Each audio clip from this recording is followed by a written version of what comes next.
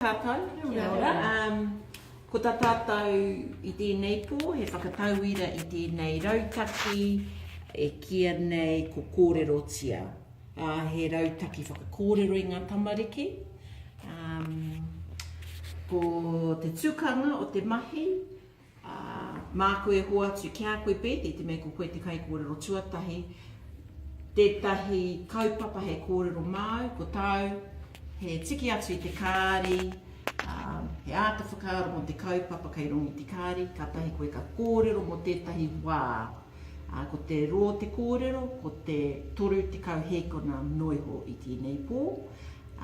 Ki oti ia koe, mā koe ki atu ana ka nui, māu anō e kōwhiriwe tētahi kaupapa hei kōrero mā āwhina.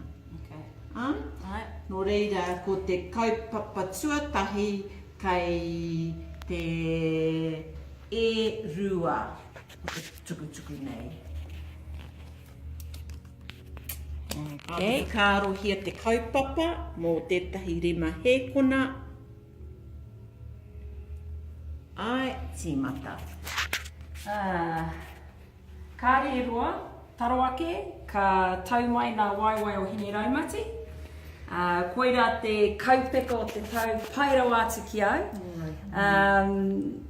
Te rono I a tamanui te rā, e mirimiri ana I taku kiri, e moremori ana I taku wairua, rā tana roa me tōnā tāhua, te haere me waku hoa ki tātahi.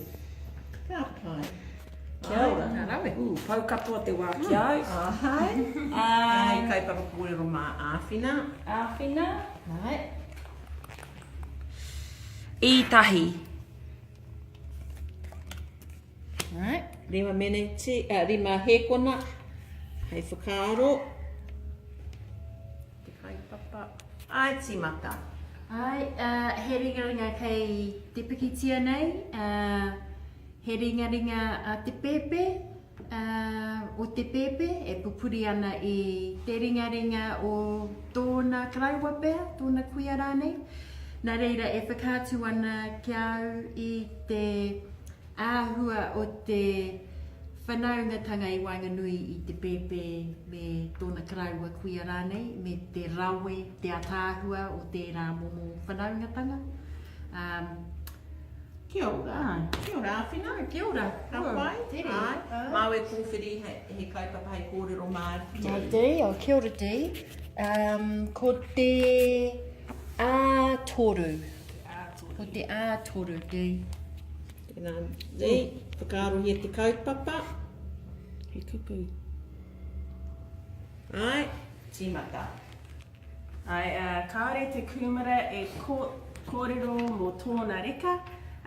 He whakatau ki rongonui tēnei, he kupu pakarite me ki,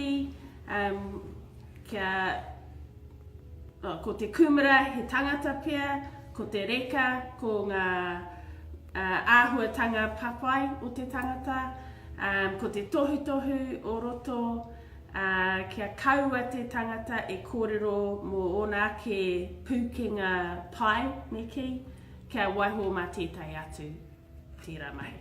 Kia ora te. Kia ora. Arawe. Ai, koira te āho o te rautaki nei. Nā, he tātai wā koutou mo tēnei rauemi, mo tēnei rautaki. I tere pau te wā ki au, kai te paitanu I tērā, me he mea kāre anō kia oti I au taku kōrero. Kai te pai, kai te pai. The main thing is that the speaker starts when they are instructed to start and they speak for the duration of the time. So they might want to carry on, but in a classroom it would be difficult to manage if you allow kids to go beyond the time. You might want to signal the time, by saying 5 seconds or something to make it more manageable for them if that's an issue for your students. But when you've got 5 or 6 groups happening, you really want to keep them in sync.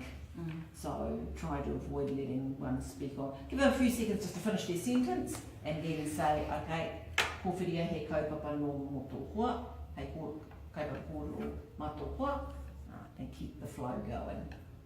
Right. tūnō? Ai, tātai tāku.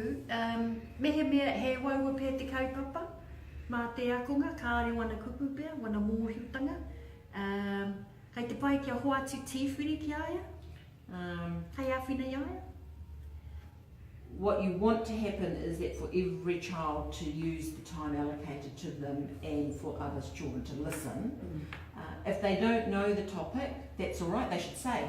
Kāre au i te tino mōhi ki tēnei kaupapa, nā reira kei te mate au ki te kimi kōrero māku, but they still want to fill up the time with that child talking. So try to encourage other children just to allow that child to do the talking. And if they have to say, I don't know what to say, then so be it. That's okay. Every child needs to have the same opportunity to talk. Me ki rapu nā kāre. No, you can have whatever topics you like depending on how you're going to use it in the classroom. If it's at the beginning of a unit, you might want to make your own topics up, and they might be topics around trying to find out what prior knowledge children bring.